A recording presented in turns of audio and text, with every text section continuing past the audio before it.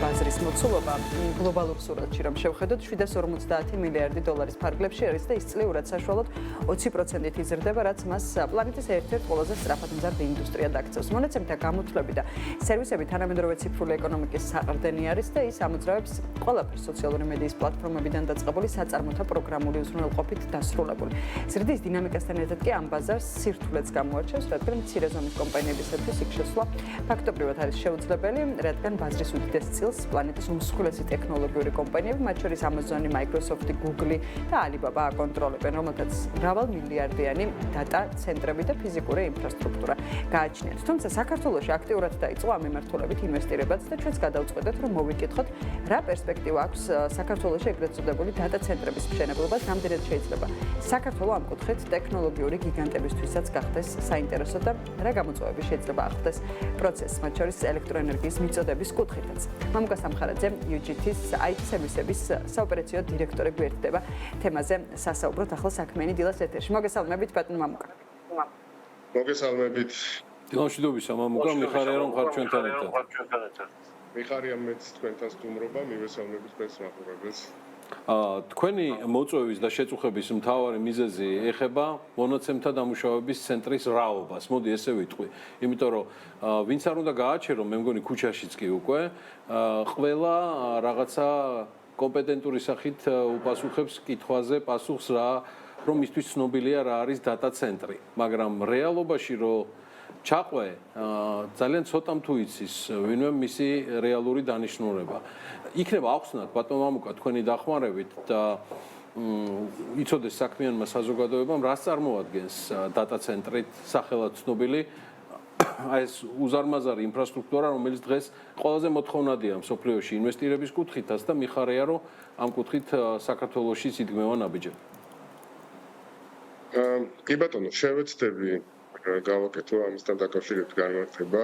ზოგადად მონაცემთა ცენტრები მაღალი უსაფრთხოების ობიექტები არიან, კრიტიკული ობიექტები არიან, თვალსაზრისით რომ მასში კომპანიები ანთავსებენ თავიანთ ყველაზე ძვირფას საინფორმაციო რესურსებს და სერვისები, რომელსაც დატა ცენტრები გაცემენ, ყოველთვის კრიტიკულია იმ თვალსაზრისით, რომ მათი მუშაობა უნდა იყოს 24/7-ზე, შესაბამისად იქ ინახავენ ყველაზე მნიშვნელოვან აქტივს, ესე ვთქვათ, ელექტრონულ ინფორმაციას, რომელიც დღეს 21 საუკუნეში ალბათ ყველაზე ძვირებული აქტივია და მის გარეშე კომპანიების ფუნქციონირება ფაქტიურად შეუძლებელი იქნება.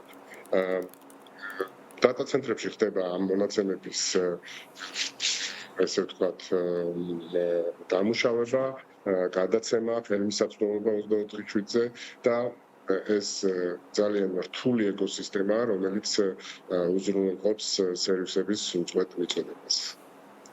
მადლობა. ბატონო მამუკა, თუ შეგვიძლია უთხრათ ჩვენს მაყურებლებს დღეს საქართველოში რა რაოდენობის მოცულობის დატა ცენტრებზე გვაქვს საუბარი და ქვეყანას რა პერსპექტივა აქვს ამ მიმართულებით?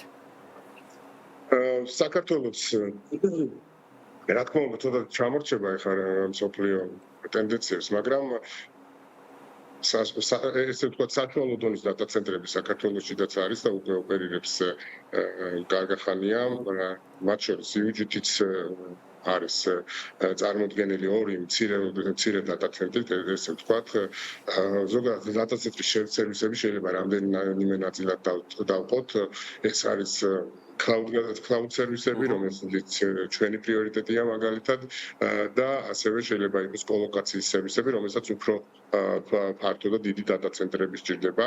ამ ორ სერვისებს შორის განსხვავება ის არის, რომ პირველ შემთხვევაში დატა ცენტრების პროვაიდერები თვითონ უზრუნველყოფენ თავიანთი აპარატურით უზრუნველყოფენ სერვისების მიწოდებას თავიანთი მომხმარებლებისათვის, ხოლო მეორე შემთხვევაში მომხმარებლებს აქვს შესაძლებლობა თავიანთი სასერვერო ინფრასტრუქტურა მოიტანონ, ესე ვთქვათ, მიიტანონ დატა ცენტრში და იქ განათავსონ, რადგანაც თვითონ გარემო აუსაფრთხო და შესაბამისად მეტი დაცულობა არსებობს. საქართველოში რამდენიმე, ესე ვთქვათ, კოლოკაციური დატა ცენტრიც აგვაქვს და ასევე cloud-ის მიმართულებითაც გვაქვს დატა ცენტრები და შესაბამისად სერვისებიც ესე ვთქვათ იზრდება, დატა ცენტრების დატვირთულობაც იზრდება და მომავალში ალბათ კიდევ უფრო მეტად გაფართოვდება ეს ინფრასტრუქტურა. ბატონო მამუკა, შემაჯამებელი კითხვა ასეთია, თქვენი დაკვირვებით და UGT-ის ექსპერტიზით, საქართველოში რახან თქვენ თვითონვე ახსენეთ, ეს ბარემ აქ მოვაქცევ ამ შემაჯამებელ კითხვას, cloud სერვისების მიმართულება უფრო მოთხოვნადი იქნება დატა ცენტრების მიმართულებით თუ ეგრეთ წოდებული კოლოკაციური სისტემები, რომლის პრეცედენტებიც ასევე ჩდება და ინვესტიციები ამ კუთხითაც საკმაოდ მნიშვნელოვანია. ალბათ ორივე მიმართულება აქტუალური იქნება დღეს საქართველოს იმ ეტაპზეა რომ ეს სერვისები ორივე მიმართულებით გაფართოვდება.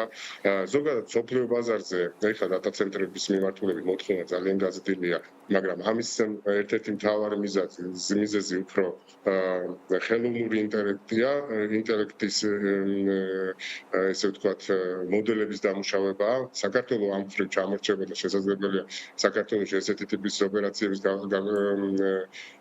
გახორციელება არც მოხდეს, მაგრამ ზოგადად AI-ის ესე ვთქვათ AI-ის გამოყენებისათვის ალბათ საჭირო გახდება კიდევ უფრო მეტი მონაცემები, ასევე ზოგადად digitalizაციის პროცესი ესე ვთქვათ მიმდინარეობს აქტიურად და ეს იმას იწვევს რომ უფრო მეტი რესურსია საჭირო, უფრო მეტი რესურსი გახდება საჭირო რომ ესე ვთქვათ კომპანიები უფრო მეტ საინფორმაციო რესურსს განათავსებენ მონაცემთა ცენტრებში და ასევე კიბერ შეტევების ერთგვარი ტრიგერია, რადგან უკვე კომპანიები უფრო კომპეტენტური და კვალიფიციური გარემოს ირჩევენ თავიანთი კრიტიკული მონაცემების განსათავსებლად და შესაბამისად ეს გამოიწვევს ორივე მიმართულებით რესურსების ზრდას.